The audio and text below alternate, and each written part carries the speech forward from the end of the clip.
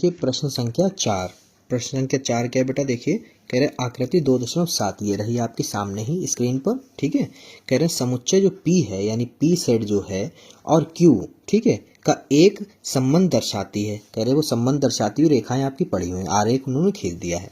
कह रहे पहला वाला जो है समुच्चय निर्माण रूप लिखिए। तो समुच्चय निर्माण रूप पहले ही हम बता देते हैं। ठीक है, तो यहाँ पे लिखेंगे पहला वाला समुच्चय निर्माण रूप। थोड़ा समझना पड़ेगा बेटा, और कुछ नहीं है इसमें। ठीक है, तो समुच्चय निर्माण रूप में तो आपको पता है कि वहां पर x सच डेट x होता, मगर यहाँ पर हमें x भी दिए हैं और y भी दिए हैं, यानी सेट A और P और Q दे रखा है। और यहाँ पर जो है आपको थोड़ा ध्यान देना है कि यहाँ देखो 5 है, 5 में से कितने घटाए जा रहे हैं? 5 में से आप देख सकते हैं 2 को घटाया गया तो कितना मिला? 3। यहाँ पर 6 में से कितने घटाया जा रहा है बेटा? 6 में से कितने घटाया जा रहा है? आप कहोगे सर 2 को घटाए तो 4 मिल रहा है। 7 में से कितने घटाया जा रहा है बेटा? यहाँ पे आप कहोगे सर 2। तो एक कॉमन चीज है, 2 2 घटाई जा रही है। कब? x में से कितने घटाया जा रही है, यानी कि y का मान कब मिल रहा है? जब x में से आप 2 को घटा दे रहे हो, ठीक है, तब मिल रहा है y का मान।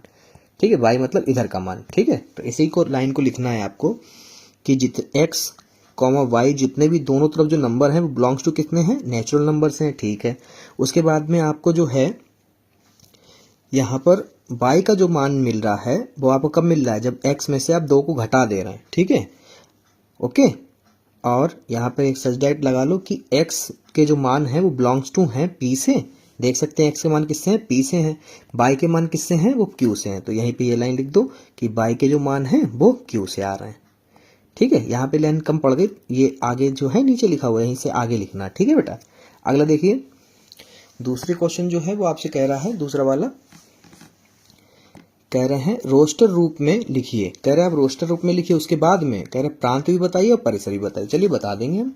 तो यहाँ पर हम लोग लिखते हैं दूसरा जो कि है रोस्टर रूप। यहाँ पे लिखेंगे रोस्टर रूप यानी R बराबर।